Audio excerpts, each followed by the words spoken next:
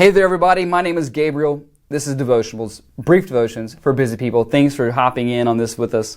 We're in Matthew chapter 5. We're continuing through a series on the Sermon on the Mount. It's probably Jesus' most well-known sermon. It's found in Matthew 5 through Matthew 7, and we've already started looking at it. Jesus has called his disciples unto himself. He's up on a mountain. He sits down. He's teaching them about life in the kingdom of heaven.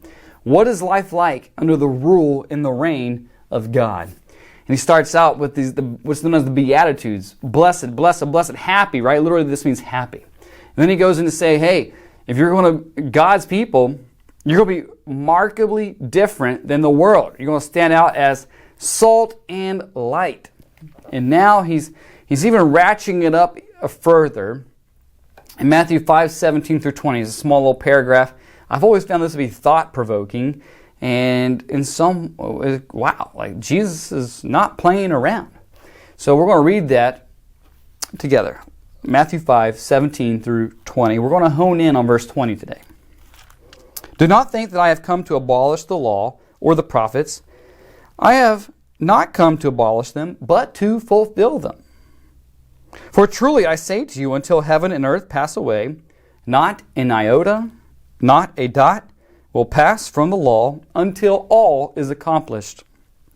Therefore, whoever relaxes one of the least of these commandments and teaches others to do the same will be called least in the kingdom of heaven. But whoever does them and teaches them will be called great in the kingdom of heaven. And here's where we want to focus our attention today, verse 20.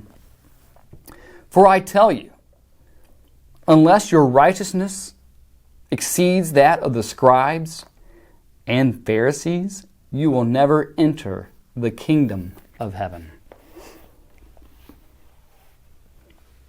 You think about your time in school. Maybe you're in school now. Who are the smartest people in your class? I was not one of them. I graduated with like 500 people in the class, and I'm just right about in the middle. And there's, probably nothing wrong with that, except I probably should have done better. I regret to say I did not. Education was not important to me till later in life. But you think about it, some of the people in my class were very smart, and they worked very hard. They were getting GPAs I did not even know existed.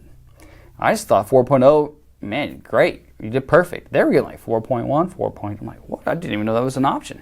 What are you guys doing? Sign me up for an extra gym class or something. Nope, I guess gym class didn't get you 4.1s. So whatever classes they were taking, they were working really hard, and they were doing very well.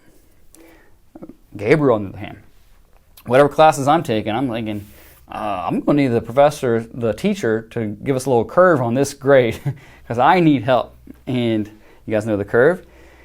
Class didn't do well, so sometimes the teacher will be like, all right, I'm going to grade this one on a curve, give everybody some extra points, and let's get everybody's averages up here a little bit to help out. Jesus is saying there is no curve.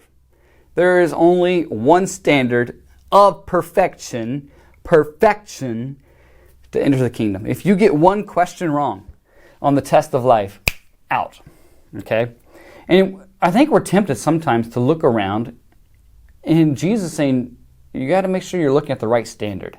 The standard is not all the smart kids in class or all the kids who are doing well. So the Pharisees, who would have been looked upon like, man, they're writing laws for us to live by. Of course, they're holy. They got it all put together.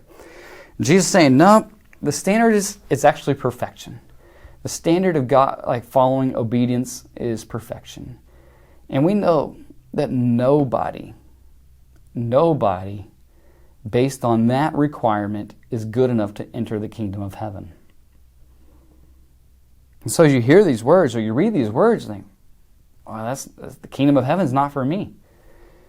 I'm never going to be more holy or righteous than the scribes or Pharisees. I don't have a perfect record. What about me, Lord? The good news, and this is gospel, right? Good news, is that Jesus has come and He alone achieved the perfect record. And He will give to all who come to Him in faith that record of perfection, trading you your sin. It doesn't seem like a fair trade, especially for Jesus. Paul writes about this in 2 Corinthians chapter 5, verse 21, that He, God, made Him, Jesus, who knew no sin, to be sin for us in order that we might become the righteousness of God. So if you come to and you look to Jesus in faith, there's a trade offer. He will bestow upon you His righteousness and take away your sin. And with His righteousness, you can enter the kingdom of heaven. And now that you're in the kingdom of heaven, you begin to live under the rule and the reign of God. And while you might not be perfect, you are robed in His righteousness. You are equipped for every good work.